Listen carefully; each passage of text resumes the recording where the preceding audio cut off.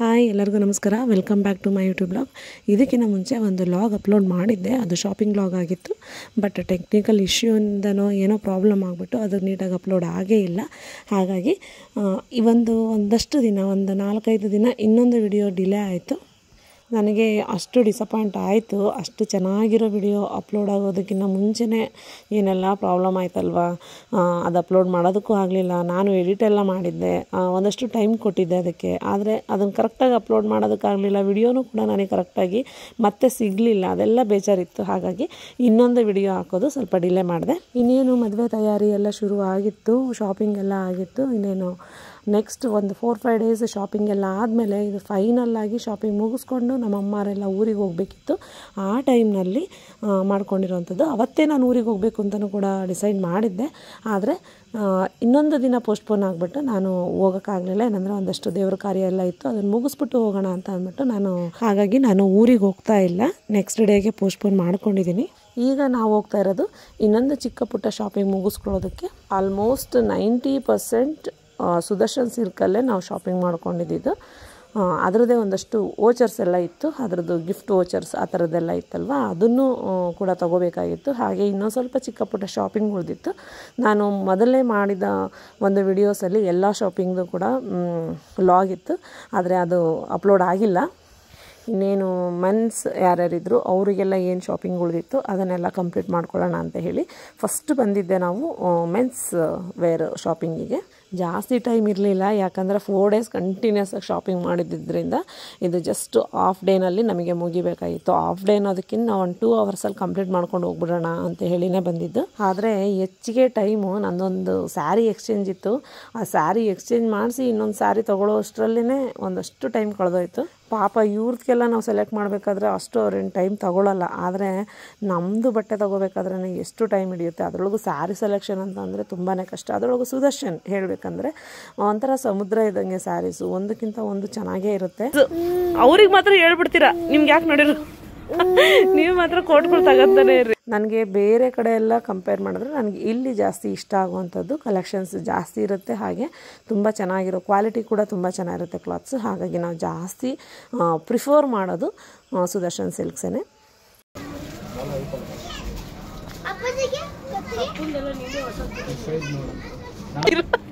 Red green ಅದ್ರ ಮೇಲೆ ಐತೆ ನೋಡು. ಇಲ್ಲೊಂದು ರೆಡ್ಡು ಗ್ರೀನು ಎಲ್ಲೋ, ಇಲ್ಲಿ ಎಲ್ಲೋ ಪಿಂಕು, ರಾಣಿ ಪಿಂಕ್ ನೋಡೋಣ. ಸುಮ್ಮನೆ ನಮ್ಮ ಅಕ್ಕನ ಆಡ್ಕೊತ ಐತೆ. ಎಲ್ಲ ಮುಗಿಸ್ಕೊಂಡು ಇನ್ನೇನು ಹೊರಟಿದ್ದಾಯ್ತು. ನಾನು ರಾತ್ರಿ 12 ಗಂಟೆ ಮೇಲೆ ನನ್ನ ಮಗ ಮಲಗಿದ್ದಾನೆ ಅಂತ ನಾನೆಲ್ಲ ರೆಡಿ ಮಾಡ್ಕೊತ ಇದ್ರೆ ಬೆಳಗಿಂದನೂ ಟೈಮ್ ಕೊಟ್ಟಿಲ್ಲ ನನಗೆ. ಒಂದೇ ಸಮಯ ಇಟ್ಕೊಂಡು ಕುತ್ಕೊತೀಯ ನೋಡು. ಟೈಮ್ ಎಷ್ಟಾಗಿದೆ? 12:45 ಆಗಿದೆ. ಮತ್ತೆ ಇದ್ದಿದ್ಯಾ ತೊಂದರೆ ಕೊಡೋದಕ್ಕೆ, ಆಟಾಡೋದಕ್ಕೆ? ಈಗ ಒಳ್ಳೆ ಆಟಾಡೋದಕ್ಕೆ ಎಲ್ಲ ಆಟ ಸಾಮಾನು ಸಿಕ್ಬಿಟ್ಟಿದೆ ಅವನಿಗೆ. ಬಿಡ್ತಾನ? ಸುಬ್ಬಣ್ಣ, ಆಯ್ ಸುಬ್ಬಣ್ಣ, ಇಷ್ಟೊತ್ತಿನಲ್ಲಿ ಯಾರಾದರೂ ಮಕ್ಳದ್ದು ಹೇಳ್ತಾರ ಏನ? ಸ್ಕಂದ, ಸ್ಕಂದ ನೋಡು ಹೆಂಗೆ ನೋಡು ಕಳ್ಳ. ನಾನೆಲ್ಲ ಬ್ಯಾಗ್ ಪ್ಯಾಕ್ ಮಾಡ್ತಾ ಇದ್ದೀನಿ ನೋಡಿ. ನನ್ನ ಮಗ ನಾನೆಲ್ಲ ಅರೇಂಜ್ ಮಾಡ್ತಾಯಿದ್ರೆ ಎದ್ದು ಕೂತ್ಕೊಂಡು ಬಳ ಜೊತೆ ಆಡ್ತವನೆ. ಅಪ್ಪೋ,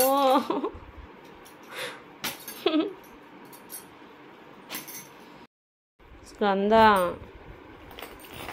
ನಾನೆಲ್ಲ ಜೋಡಿಸಿಟ್ಟಿದ್ದೆ.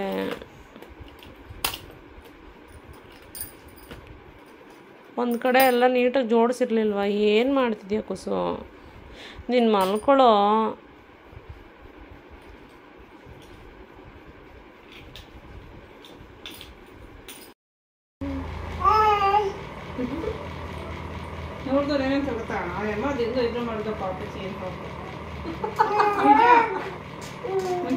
ಈ ಪಾರ್ಲರು ನನಗೆ ತುಂಬ ಕ್ಲೋಸು, ಯಾಕಂದರೆ ನಮ್ಮ ಅಂಗಡಿನಲ್ಲೇ ಇರೋವಂಥ ಪಾರ್ಲರು. ನಮ್ಮ ಮನೆ ಮತ್ತು ಅಂಗಡಿಗಳು ಎಲ್ಲ ಹತ್ತತ್ರನೇ ಇರೋದು. ಮನೆಯಲ್ಲಿ ಬಿಟ್ಬಿಟ್ಟು ಹೋಗಿದ್ದೆ ನನ್ನ ಮಗನ, ಅವ್ನು ಜೋರಾಗಿ ಅಳೋದಕ್ಕೆ ಸ್ಟಾರ್ಟ್ ಮಾಡಿದ್ದ ಅಂತ ನನ್ನ ಮಗಳು ಎತ್ಕೊಂಡು ಬಂದಿದ್ಲು. ಅವ್ನು ನನ್ನನ್ನು ಬಿಡ್ತಾನೇ ಇಲ್ಲ. ಅವನನ್ನು ಮೇಲ್ಗಡೆ ಕೂರಿಸ್ಕೊಂಡೇ ನಾನು ಐಬ್ರೋ ಮಾಡಿಸ್ಕೊಂಡಿದ್ದು. ಯೂಶ್ವಲಿ ನಾನು ಮಾಡಿಸೋದು ಐಬ್ರೋ ಒಂದೇ, ಅದು ಕೂಡ ಕರೆಕ್ಟಾಗಿ ಮಾಡ್ಕೊಳ್ಳೋದಕ್ಕಾಗಲ್ಲ ಒಂದೊಂದು ಸರಿ. ನೋಡಿ ಎಷ್ಟು ನನಗೆ ತೊಂದರೆ ಕೊಡ್ತಾ ಇದ್ದಾನೆ. ಬೇರೆಯವರಾದರೆ ಈ ಥರ ಎಲ್ಲ ಶೇಕ್ ಮಾಡ್ತಾಯಿದ್ರೆ ಯೂಶ್ವಲಿ ಮಾಡಲ್ಲ, ಅಂಥದ್ರಲ್ಲಿ ಪಾಪ ಅವ್ರು ಕಷ್ಟಪಟ್ಟು ನಾವಿಬ್ಬರು ಅಷ್ಟು ಕ್ವಾಟ್ಲೆ ಕೊಟ್ಟರು. ನನ್ನ ಮಗ ನನಗೆ ಕ್ವಾಟ್ಲೆ ಕೊಡ್ತಾಯಿದ್ದ, ಅವ್ನು ಶೇಕ್ ಮಾಡ್ತಾಯಿದ್ನಲ್ವ, ನಾನು ಅವ್ರಿಗೆ ತುಂಬ ಡಿಸ್ಟರ್ಬ್ ಮಾಡ್ತಾಯಿದ್ದೆ. ಅಂದರೂ ಕೂಡ ಅವರು ಐಬ್ರೋ ಮಾಡ್ಕೊಂಡು ಕೊಟ್ಟರು. ಹಾಗೆ ಮದುವೆಗೆ ನಮಗೆ ಮೇಕಪ್ಪಿಗೆಲ್ಲ ಇವ್ರಿಗೆ ನಾವು ಬುಕ್ ಮಾಡ್ಕೊಂಡಿದ್ದು. ಫೇಶಿಯಲೆಲ್ಲ ಮಾಡಿಸ್ಕೊಳ್ಳಿ ಅಂತ ಹೇಳ್ತಾಯಿದ್ರು. ಈ ಕಂಡೀಷನಲ್ಲಿ ಹೇಗೆ ಮಾಡಿಸ್ಕೊಳಕ್ಕಾಗುತ್ತೆ, ಅವನ ಮೇಲೆಲ್ಲ ಕೂರಿಸ್ಕೊಂಡು ತುಂಬ ಕಷ್ಟ ಅನ್ನಿಸ್ತಿತ್ತು. ಹಾಗಾಗಿ ನಾನು ಏನಿಲ್ಲ, ಬರೀ ಬಂದು ಐಬ್ರೋ ಮಾಡಿಸ್ಕೊಂಬಂದಿದ್ದಷ್ಟೇ. ಹೀಗೆ ಊರಿಗೆ ಹೋಗ್ತಾ ಇದ್ದೀವಿ. ಲಗೇಜು ಇಲ್ಲಿ ತುಂಬಿದ್ದೀವಿ, ಮೇಲ್ಗಡೆ ತುಂಬಿದ್ದೀವಿ, ಹಿಂದೆಗಡೆ ಡಿಕ್ಕಿನಲ್ಲಿ ತುಂಬಿದ್ದೀವಿ. ಎಷ್ಟು ಲಗೇಜ್ ಇದೆ. ನಮ್ಮ ಬಾಸ್ ಇಲ್ಲೇ ಕೂತಿದ್ದಾರೆ. ನನ್ನ ಮಗ ಏನಾದರೂ ಒಂದು ಬಾಕ್ಸ್ ಇಟ್ಬಿಟ್ರೆ ಸಾಕು, ಅದರೊಳಗೆ ಆಡ್ಕೊಂಡು ಕುತ್ಕೊಂಡ್ಬಿಡೋದು.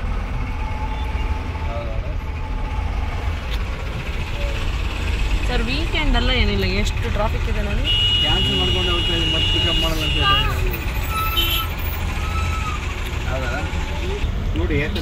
ನಮ್ಮ ಕಾರು ಸರ್ವೀಸ್ ಬಂದಿದೆ.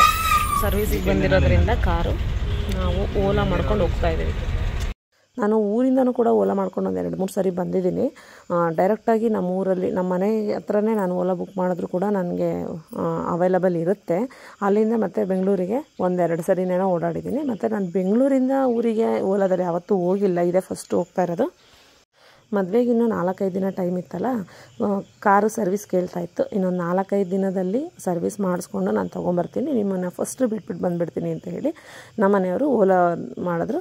ಸೊ ಓಲಾದಲ್ಲಿ ನಾವು ಊರಿಗೆ ಬರ್ತಾಯಿದ್ದೀವಿ. ಸಾಕದೆ ಅಕ್ಕಂಗೆ ಸೂಟ್ ಕೇಸ್ ಅಂಥದ್ದನ್ನೆಲ್ಲ ಮೇಲ್ಗಡೆ ಹಾಕಿದ್ದೀವಿ. ಚಿಕ್ಕ ಚಿಕ್ಕ ಬ್ಯಾಗ್ಸ್ ಎಲ್ಲ ಇಲ್ಲಿ ಇಟ್ಕೊಂಡಿದ್ದೀವಿ. ಹಿಂದೆ 1-2-3 ಬ್ಯಾಗ್ ಇದೆ. CNG ವೆಹಿಕಲ್ ಅಂತೆ. ಸೊ CNG ವೆಹಿಕಲ್ ಆಗಿರೋದ್ರಿಂದ ಅಲ್ಲಿ ಬೂಟ್ ಸ್ಪೇಸ್ ಜಾಸ್ತಿ ಇರಲ್ಲ. ಹಾಗಾಗಿ ವೀಕೆಂಡೆಲ್ಲ ಆದರೂ ಯಾಕೋ ತುಂಬ ಟ್ರಾಫಿಕ್ ಆಗಿದೆ.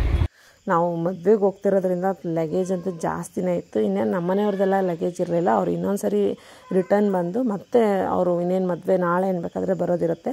ಹಾಗಾಗಿ ನಾನೇ ಎಲ್ಲ ನನ್ನ ಲಗೇಜ್ ತೊಗೊಂಬರ್ತೀನಿ ಅಂತ ಹೇಳಿದರು. ನಂದು, ನನ್ನ ಮಗಂದು, ನನ್ನ ಮಗಳದು ಲಗೇಜೇ ಅಷ್ಟೊಂದು ತುಂಬೋಗ್ಬಿಟ್ಟಿತ್ತು. ನಾವು ಕಾರ್ ಮೇಲೂ ಕೂಡ ಫಿಲ್ ಮಾಡಿದ್ವಿ, ಒಳಗಡೆ ಫಿಲ್ ಮಾಡಿದ್ವಿ, ಮತ್ತು ಹಿಂದೆಗಡೆ ಡಿಕ್ಕಿನಲ್ಲೂ ಕೂಡ ನಾವು ಲಗೇಜ್ಗಳನ್ನ ಇಟ್ಕೊಂಡಿದ್ವಿ. ಅಷ್ಟು ಲಗೇಜ್ ತೊಗೊಂಡು ಹೋಗಿದ್ದಾಯಿತು.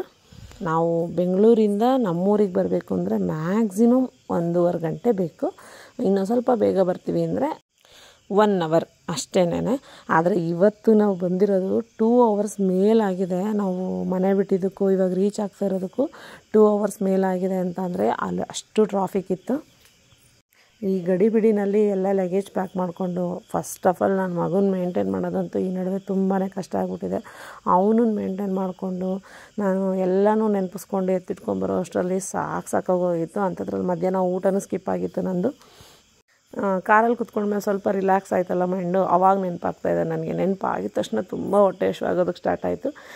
ಏನು ಮಾಡೋದು ಹೇಳಿದ್ರೆ ಇನ್ನು ಬೈತಾರೆ ನಮ್ಮ ಮನೆಯಲ್ಲಿ. ಊಟನೂ ಮಾಡಲ್ಲ ಏನೂ ಇಲ್ಲ, ಯಾಕಂದರೆ ನಾನೆಲ್ಲ ಎತ್ತಿಟ್ಕೊತಾ ಇದ್ದರೆ ಪಾಪ ಅವರೇ ಅಡುಗೆ ಮಾಡಿದ್ರು. ಅಂಥದ್ರಲ್ಲೂ ನಾನು ಊಟ ಮಾಡೋಕ್ಕಾಗಿರಲಿಲ್ಲ. ಹೇಳಿದ್ರೆ ಬೈತಾರೆ ಅಂದ್ಬಿಟ್ಟು ಸುಮ್ಮನೆ ಕೂತ್ಕೊಂಡಿದ್ದೆ. ಹಾಗೆ ನಾನು ಬರ್ತಿದ್ದಾಗೇನೆ ಗೂಳೂರಿನಲ್ಲಿ ಇನ್ನೇನು ಮಕ್ಕಳಿಗೆಲ್ಲ ಸ್ವಲ್ಪ ಏನಾದರೂ ಸ್ನ್ಯಾಕ್ಸ್ ಏನಾದರೂ ತೊಗೊಂಡೋಗ್ಬೇಕಲ್ವ, ಹಾಗಾಗಿ ಬೇಕ್ರಿಗೆ ಹೋಗಿದ್ದೆ. ಅಲ್ಲೇ ಏನಾದರೂ ಸ್ವಲ್ಪ ತಿಂದ್ಕೊಂಡು ಬಂದೆ. ಇನ್ನು ನನ್ನ ಮಗಳಂತ ಅಂದರೆ ಕಾಯ್ತಾ ಇರ್ತಾಳೆ, ಯಾವಾಗಪ್ಪ ಊರಿಗೆ ಹೋಗ್ತೀನಿ ಅಂತ ಅಂದ್ಬಿಟ್ಟು. ಅವಳಿಗಂತೂ ಬರ್ತಿದ್ದಾಗೆ ಫುಲ್ ಖುಷಿಯಾಗೋಯ್ತು. ಮನೆ ಪೇಂಟ್ ಮಾಡ್ತಿದ್ನಲ್ಲ,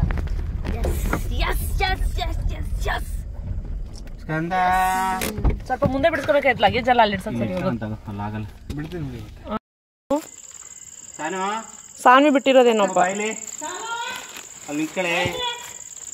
ಆಯ್ತಲ್ಲ ಎತ್ಕೊಂಡ್ರಾ? ಮೇಲ್ಗಡೆ ಒಂದೈತೆ ನೋಡಿ. ಲಗೇಜ್ ನೋಡಿ ಎಷ್ಟೊಂದಿದೆ. ಬರ್ತಿದ್ದಾಗೆ ನನ್ನ ಮಗನಿಗೆ ಅವ್ರ ಅತ್ತೆ ಆರತಿ ಮಾಡ್ತಾ ಇದ್ದಾರೆ. ಇದು ದೃಷ್ಟಿ ತೆಗೆಯೋದಕ್ಕೆ ರತ್ನೀರು ಅಂತ ಹೇಳ್ತೀವಿ. ಹಾಯ್ ಸ್ಕಂದ, ಎಂತ ಇಷ್ಟೊತ್ತಿಗೆ ಬರೋದು ನೀವು?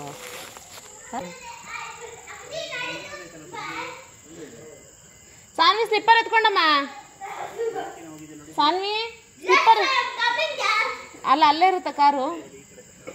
ನಮ್ಮ ಕಾರಲ್ಲಿ ಬಿಟ್ಟು ಹೋಗ್ತೀಯಲ್ಲ, ಹಂಗೆ ಬಿಟ್ಟು ಹೋಗ್ತಾ ಇದೆಯಾ?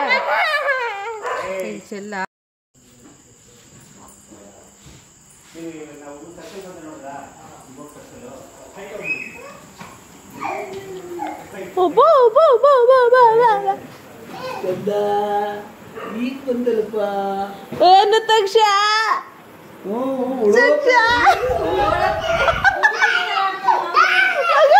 ಖುಷಿ ಆಗ್ಬಿಟ್ಟೈತೆ ನಮ್ಮ ತಕ್ಷಂಗೆ.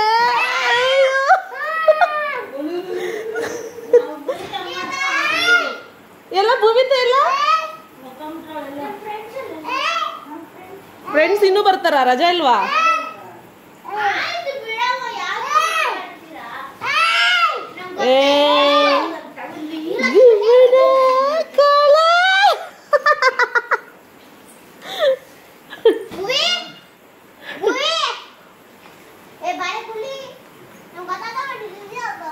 ಎಲ್ಲ ಎಲ್ಲ ನಮ್ಮ ಭೂಮಿತ ಎಲ್ಲ ಎಲ್ಲ ಬಚ್ಚಿಕೊಂಡಿರೋದು ನಮ್ಮ ಭೂಮಿತ.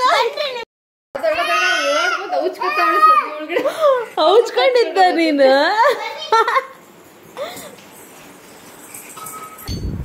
ಎಲ್ಲ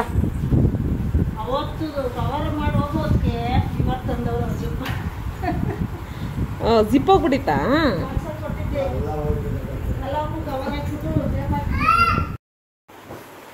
ಯಾರು ಕೊಟ್ಟಿರೋದು ಎಂಗೇಜ್ಮೆಂಟ್ ಫೋಟೋ? ಫೋಟೋದವರ ಚೆನ್ನಾಗಿ. ಇದೊಂದು ನ್ಯೂ ಅಡಿಷನ್. ಬಂದಿದ ತಕ್ಷಣ ನಾವು ಮಾಡಿದ್ದೇನೆಂದರೆ ಹಪ್ಪಳ ಇಟ್ಟಿತ್ತು. ಹಿಂದಿನ ದಿನ ಎಲ್ಲ ಹಪ್ಪಳ ಇಟ್ಕೊಂಡ್ವಿ. ಮನೇಲಿ ಮಕ್ಕಳೆಲ್ಲ ಮಾಡ್ತಾರೆ ಹಪ್ಪಳನ.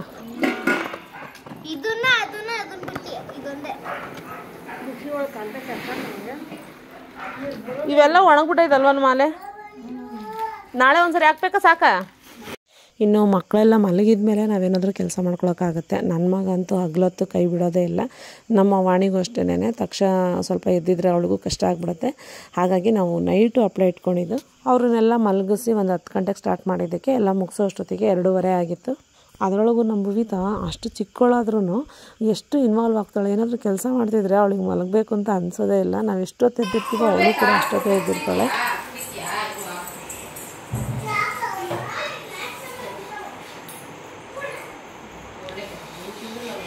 ಕಸ ಗುಡಿಸ್ತಾ ಟವಲ್ ತೆಗಿಮ ಅದನ್ನ.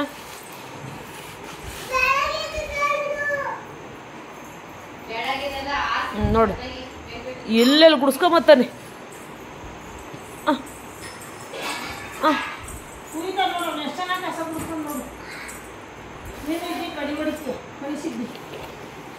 ಈ ಥರ ಮಕ್ಕಳೇನಾದರೂ ಪೊರ್ಕೆ ಹಿಡ್ಕೊಂಡು ಕಸ ಗುಡಿಸ್ತಾ ಇದ್ದಾರೆ ಅಂತ ಅಂದರೆ ಅವತ್ತು ಯಾರಾದರೂ ಗೆಸ್ಟ್ ಬರ್ತಾರೆ ಮನೆಗೆ ಅಂತ.